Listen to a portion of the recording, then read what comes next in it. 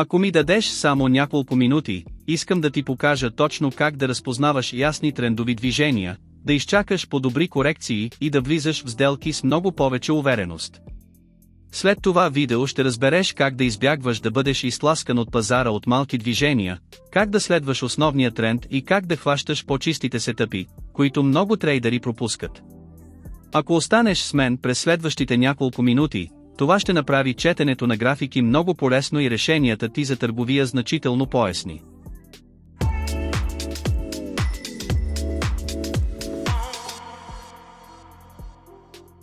Използвам TRADI NZVIEW, за да обясня индикатора. Ще използвам ZBP USD на едночасова времева рамка, но ти можеш да използваш всеки пазар или времева рамка. Да добавиш този индикатор към графиката си е наистина лесно. Кликни върху Индикатори. После просто напиши Trend Impulse Channels в лентата за търсене. И избери този, създаден от Займен. Това е всичко. След като го добавиш към графиката си, ще видиш тази стъпаловидна линия, която следва цената, плюс канал с ленти отгоре и отдолу. Сега, нека поговорим за това, което всъщност гледаш. Основата на този индикатор е тази стъпкова линия.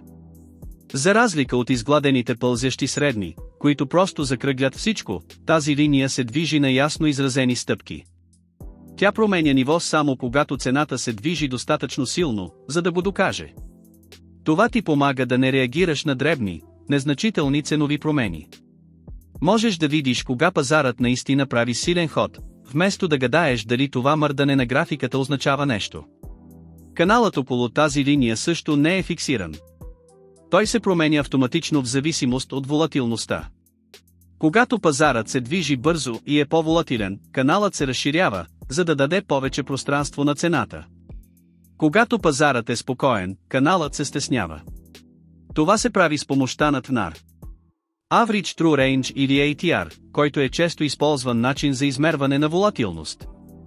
Идеята е, че не трябва постоянно да го настройваш ръчно, той се адаптира към пазарното поведение автоматично. Ще видиш също малки кръгли маркери по линията.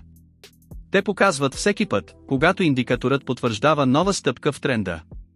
Те правят много лесно да забележиш дали трендът продължава. Има и сигнали за повторен тест под формата на триъгълници, които може да се появят. Те показват кога цената се е върнала до ръба на канала и може би се готви да продължи в същата посока. Те са чудесни за разпознаване на потенциални входове при корекции. Сега нека разгледаме настройките, които можеш да промениш според стила си. Можеш да ги отвориш от тук. Имате чувството, че всички около вас се възползват от изкуствения интелект, но нямате представа откъде да започнете. Не чакайте повече, започнете още днес. Нашият безплатен бот за търговия е лесен за използване, задвижване от изкуствен интелект и може да ви донесе до 1% печалба всеки ден. Към него вече са се присъединили над 50 000 членове. Кликнете върху връзката подолу сега, за да получите безплатен достъп. Това е вашият шанс да използвате силата на изкуствения интелект и да направите крачка към финансов подем. Една важна настройка е прагът на задействане. Той контролира колко голямо трябва да е движението на цената, за да потвърди индикаторът нова стъпка. Ако го зададеш ниско, ще улавя повече дребни движения, но може да е пошумно. Ако го зададеш по-високо, ще изчаква по-големи движения, преди да регистрира нова стъпка, което филтрира шума. Това ти помага да решиш колко чувствителен искаш да бъде индикаторът. Има и максимален размер на стъпката. Това ограничава колко голяма може да бъде една стъпка. Така че ако има внезапен пик във волатилността, индикаторът няма да нарисува огромни, трудни за четене стъпки по цялата ти графика. Поддържа всичко чисто и реалистично. Множителят на лентите контролира колко широки са лентите на канала. По-висок множител дава на цената повече място за движение, така че да не получаваш постоянни сигнали при малки колебания. По-нисък множител прави канала по-тесен, което може да улови повече сигнали, но също така може да е пошумно. Имаш също настройка, наречена удържане на тренда по барове.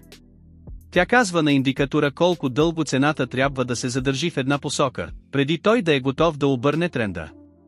Това е много полезно за избягване на онези досадни фалшиви сигнали, при които цената бързо сменя посоката. И накрая, има опция за тренд филтър.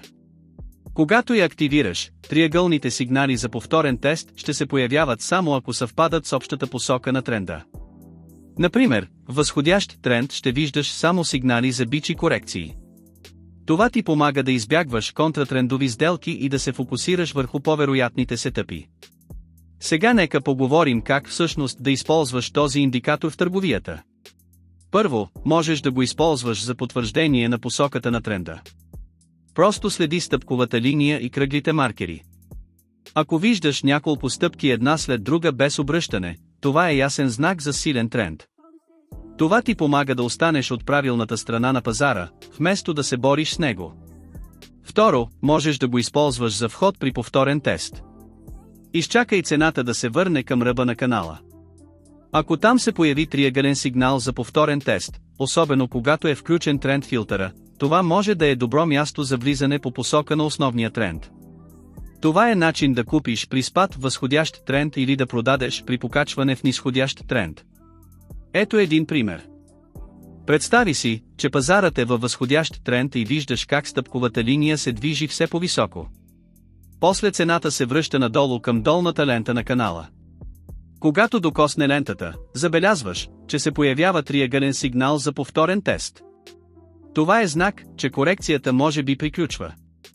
Можеш да купиш тук, като поставиш стоп-лос под последното локално дъно, или да дадеш повече пространство, ако това дъно е твърде близо до входната цена, за да се предпазиш при неуспех.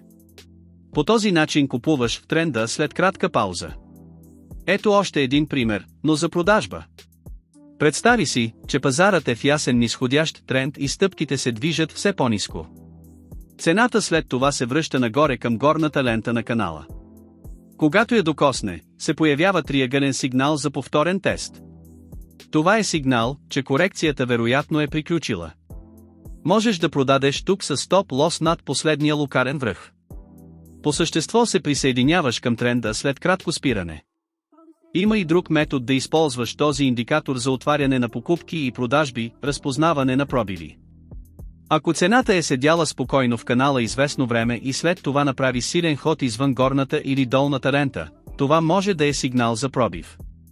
Искаш тези пробиви да съвпадат с посоката на тренда, показан от стъпковата линия, за по-добри резултати. Сега нека разгледаме пример за пробив. Да приемем, че цената се е движила настрани известно време в канал при възходящ тренд. Стъпките показват общо възходяща посока. Изведнъж цената се изстрелва ясно над горната лента. Този пробив е сигнал за покупка. Това предполага, че пазарът е готов за следващата възходяща вълна и можеш да я последваш по тренда. А при пробив надолу си представи, че пазарът е в нисходящ тренд, но се движи странично в канала известно време. Стъпките все още сочат надолу. След това цената ясно пробива под долната лента. Този пробив потвърждава, че продавачите отново контролират. Това е сигнал да влезеш в къса позиция, очаквайки движението надолу да продължи. Най-хубавото в този индикатор е, че не реагира на всяко малко движение. Той е проектиран така, че да съответства на естествения ритъм на пазара, силни импулси, почивни периоди и след това нов импулс. Като показва това като ясни стъпки и адаптивен канал, той ти помага да видиш кога трендът е все още здрав, кога си почива и кога може да е готов да продължи. Тази структурирана гледна точка значително намалява догадките. Не трябва да се чудиш непрекъснато дали тази малка корекция е краят на тренда или просто пауза. Можеш да го видиш ясно, базирано на правила, които реагират на реалното движение на цената. Ако това видео ти беше полезно, моля, остави харесване или обмисли абонамент за още съдържание. Благодаря, че изгледа видеото до края, и ще се видим в следващото видео.